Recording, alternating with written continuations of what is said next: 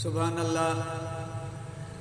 आला हज़रत रज़ियल्लाहु ताला अन्हु फ़िक़्ह आज़म सैयदना अबू यूसुफ़ मोहम्मद शरीफ मुहद्दिस कोटलवी रज़ियल्लाहु ताला अन्हु नक़ुल फ़रमाइनि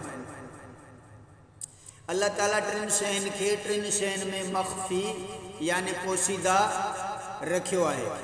नंबर पहिरियों पंहिंजी रज़ा खे पंहिंजी अताअत में, नंबर ॿियों पंहिंजी नाराज़गीअ खे नाफ़रमानीअ में, ऐं नंबर टियों पंहिंजे औलिया खे पंहिंजे बाननि में।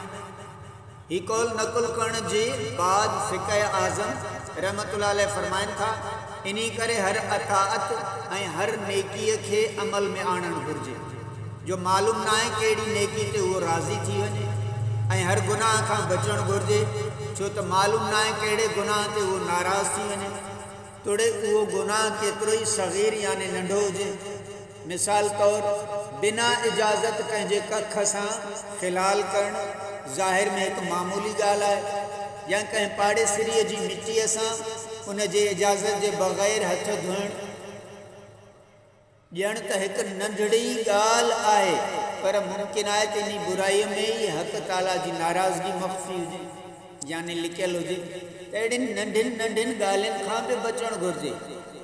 जॾहिं उहो बख़्शण ते ईंदो आहे त ज़ाहिर में नेकी केतिरी नंढी हुजे उहो उन ते करम फ़रमाए छॾे। जीअं हिन ज़मन में केतिरियूं हदीसूं मौजूदु आहिनि, मसलन हिकु औरत खे सिर्फ़ु इन लाइ बख़्शियो वियो जो उन हिकु उञायल कुते खे पाणी पीआरियो।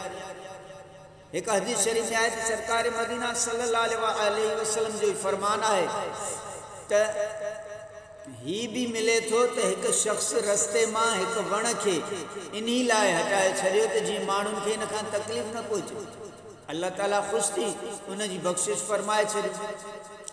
हिकु सही हदीस में आहे त तक़ाज़े में नरमी यानी कर्ज़ जी वसूलीअ में आसानी करण वारे हिकु शख़्स जी नजात थी वञण जो वाक़ियो बि आयो आहे।